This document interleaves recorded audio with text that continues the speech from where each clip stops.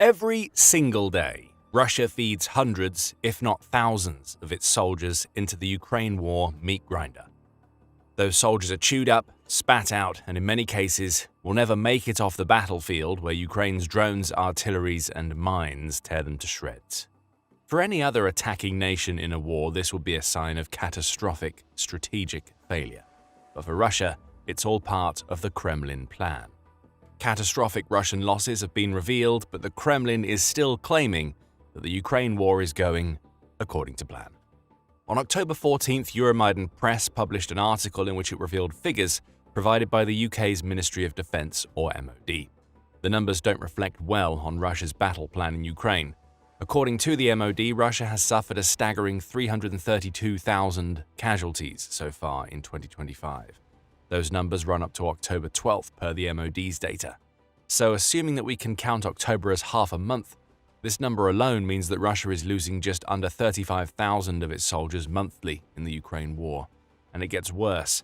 Those 332,000 add to Russia's losses prior to 2025, bringing the grand total of Russian casualties up to 1.118 million since Vladimir Putin launched his full-scale invasion back in February 2022. These MOD numbers roughly align with those provided by Ukraine's Ministry of Finance, though the latter has a slightly higher estimate. It puts the number at around 1.125 million, though a 7,000 soldier difference doesn't seem like much to quibble about. Granted, 7,000 is about the size of Estonia's standing military, which Global Firepower says has 7,700 active personnel. But that's nothing to the Kremlin. 7,000 dead or injured soldiers is all in a week's work for Russia, as you'll discover in a moment. The takeaway here is simple. Russia isn't just losing soldiers, it's losing entire armies. Any other invading nation that saw 1.1 million of its soldiers die for the cause, with 332,000 of those casualties in about 3/4 of a year, would have given up by now. At the very least, it would have declared a ceasefire or come up with some sort of plan B, but not Russia. Far from being a national travesty, this massive casualty rate is all part of the plan. For now, let's come back to the MOD's figures.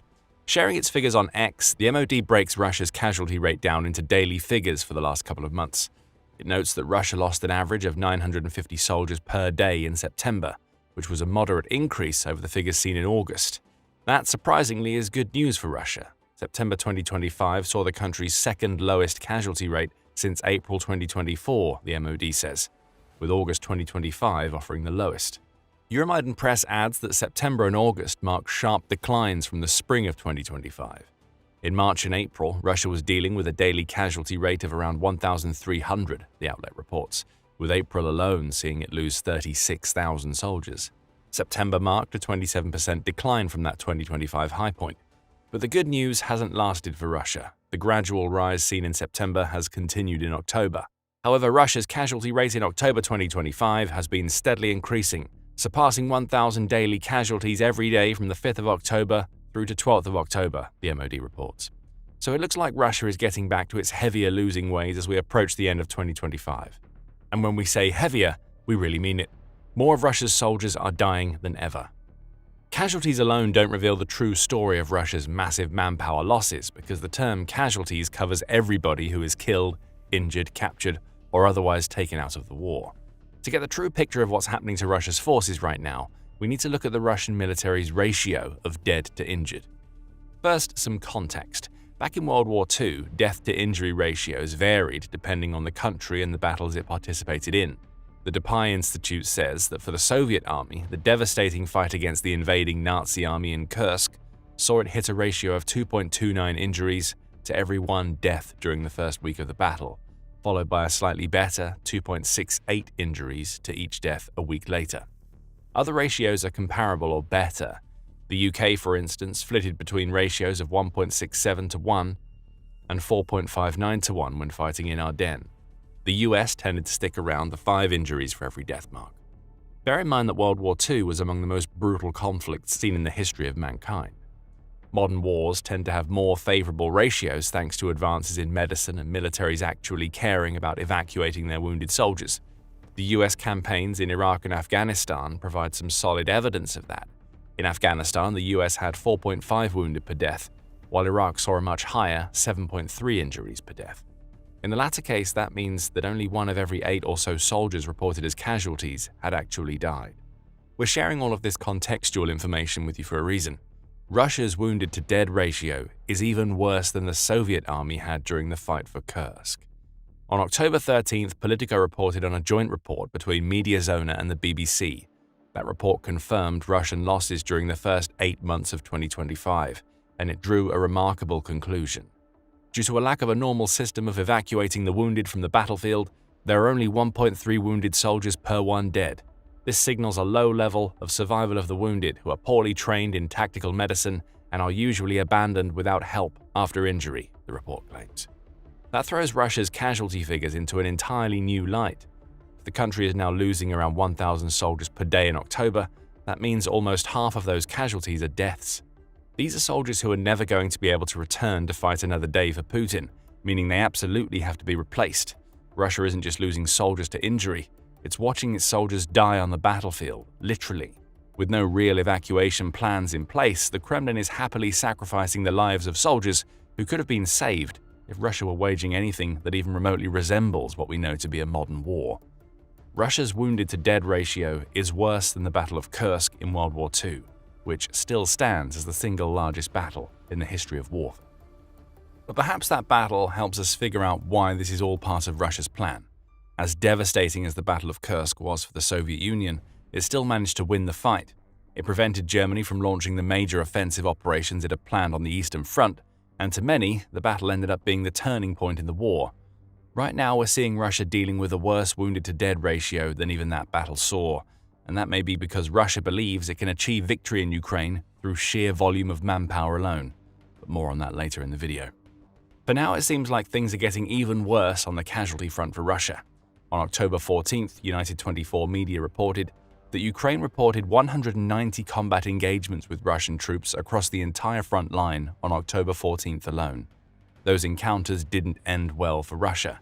Ukraine reported that Russia's military lost 1,200 troops in a single day, along with 5 tanks, 29 artillery systems, 145 vehicles, and 390 unmanned aerial vehicles. Ukraine also conducted many strikes against Russia, the outlet reports, with a particular focus on Russia's command posts and equipment. Over the past day, the Defense Forces' aviation, missile forces, and artillery have struck 7 areas of concentration of personnel and equipment, 3 command posts, and 2 artillery pieces of the Russian invaders, a general staff report states. So not only is Ukraine causing massive casualties for Russia, but it's also targeting the types of infrastructure that Russia needs to organize its future assaults. The logic here is simple. Every command post taken down leads to a less organized Russian assault in the future. And when an assault is disorganized, more Russian casualties are the inevitable result. You may have noticed something else here. The MOD figures we shared earlier said Russia was losing 1,000 soldiers daily during October. On October 14th, Russia lost 200 more than that in a single day, which suggests that the already grim figures for the month are only going to get worse for Russia. This is a far cry from what seemed to be Russia learning a lesson from its massive casualty rate during the late summer and early fall. The casualties were below 1,000 per day in August and September. There seemed to be a hint of a downward trend developing.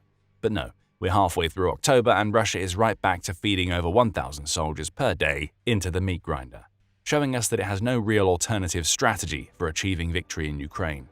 But that's the point. Russia doesn't have a plan B because it believes that plan A is working as it's supposed to.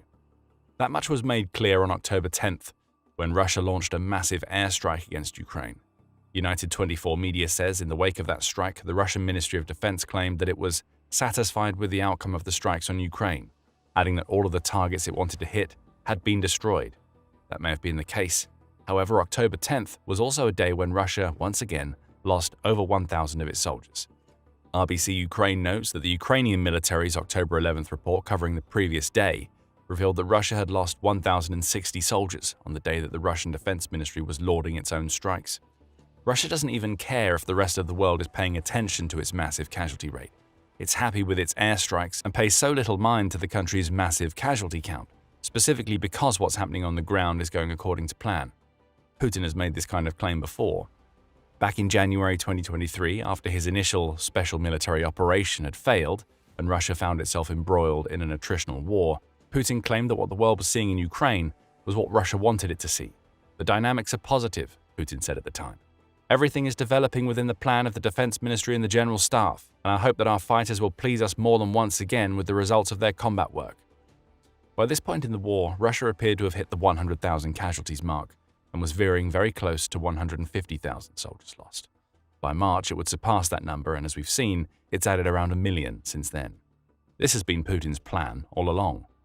So when the Kremlin says that the Ukraine war is going according to plan, it isn't lying. Russia has made the mass death of its own soldiers a key part of its strategy, in lieu of using the far more modern combined assault approach that would have led to a far lower casualty rate.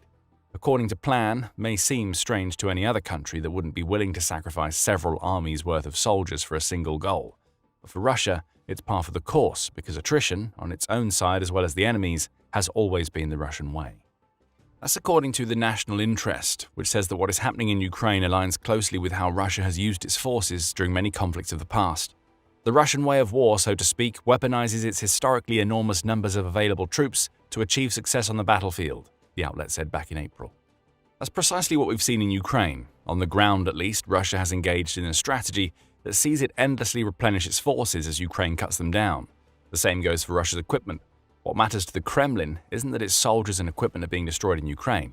That's an expected consequence of the Russian approach to war. The only thing that really matters is that those soldiers and equipment are forcing Ukraine to expend ammunition, to lose people. The slow crawl deeper into Ukraine is being made possible by sheer numbers alone. Going back to World War I, and Russia threw millions of men against the Austro-Hungarian and German forces, the national interest says. During the next World War, Joseph Stalin mobilized the Soviet Union to an unprecedented degree, leading to situations like the Battle of Kursk. Russia is believed to have lost 800,000 soldiers compared to Germany's 200,000 casualties in that battle. But the Battle of Kursk is still seen as one of the great Russian victories. For any other country, that sheer scale of loss would be a catastrophe, a military-ending event that would leave it so weakened that an invading force would be able to do serious damage in future battles. For Russia, those kinds of losses are just part of the plan. And Ukraine proves that Russia takes the same attritional approach when it's on the offense as it does when it's defending. In June, The Telegraph's David Blair published a piece discussing Russia's approach in Ukraine up to that point. His article included an interesting graphic. At the time, it was believed that 250,000 Russian soldiers had died out of a total of 950,000 casualties. Those numbers were recorded after a little over 3 years of warfare.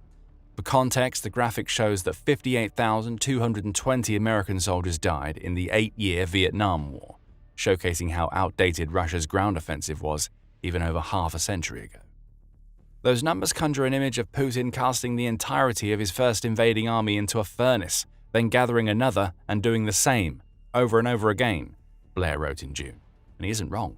That's exactly what Russia has done, and like the National Interest article, Blair says that Putin's adherence to Russia's history rather than the modern ways of doing war is to blame. He says that the Russian president's frame of reference for what warfare should be doesn't seem to come from any conflict that occurred after 1945. Instead, Putin is steeped in the history of what Russians call the Great Patriotic War, the Soviet Union's epic struggle against Hitler's invasion between 1941 and 1945. It seems that World War II is the model for Russia's approach to Ukraine. That, combined with Putin's callous disregard for the numbers of soldiers Russia is losing, explains how the MOD's figures are what Russia claims them to be, all part of the plan. It's just a plan that makes no sense to any modern military because armies are no longer built to fight the way that Russia is fighting. That's not just on the strategic level either. Western militaries don't treat their soldiers with what Blair calls the cold indifference that Putin and his Kremlin cronies show to Russia's troops. Putin is willing to see the suffering. He's fine with Russia experiencing more casualties than practically any other war has seen since the end of World War II. The question has to be asked, why? Part of the answer for why everything is going according to plan, from the Russian perspective, is that Putin's forces are making gains. They're not impressive gains by any stretch of the imagination. However, they do exist. On October 8th, Reuters reported that Putin claims that Russia has managed to capture about 1,930 square miles of Ukraine in 2025 so far.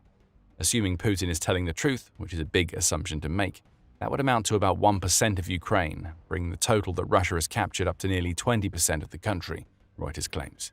In Putin's mind, holding a fifth of the country is evidence that his plan is working. Never mind that the vast majority of those gains were made during the early weeks of the war, which saw Russia capture plenty of territory before Ukraine pushed it back. To the Kremlin, 20% in just over 3.5 years is still 20%. It's proof that the price being paid in Russian soldiers' blood, though heavy, is worth paying. However, there is another reason why Putin is so willing to continue with the Russian plan. Right now, Putin might not be looking to capture all of Ukraine. Instead, he only wants Russia to capture enough of the territory so that Putin has leverage in future peace talks. Putin has constantly stalled peace talks since they began earlier in 2025, and he is doing that for a reason. On August 16th, in the wake of Putin's Alaska meeting with US President Donald Trump, The Guardian revealed that Putin had made Russian control over Luhansk and Donetsk one of his demands. For a ceasefire to even occur in Ukraine, the front lines would have to be frozen, Putin said, indicating that these two regions in particular are what he really wants. And it's for Luhansk and Donetsk that Russia is still grinding through its troops.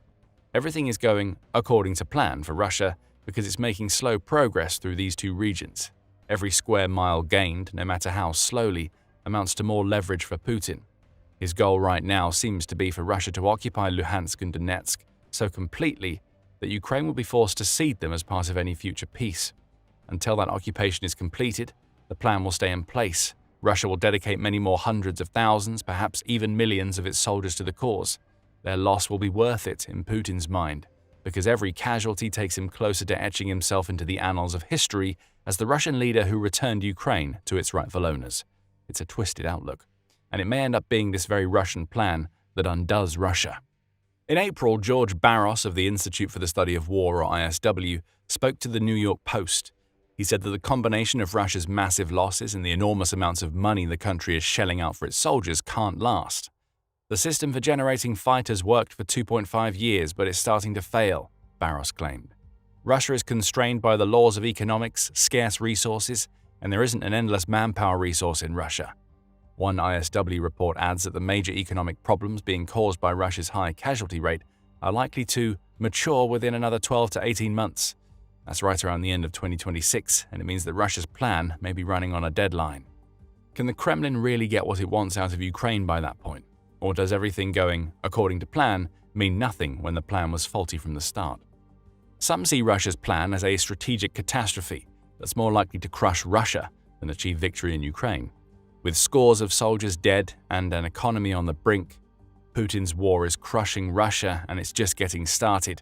Find out more in our video and remember to subscribe to the Military Show for more coverage of Russia's terrible casualty rate in Ukraine. And thank you as always for watching.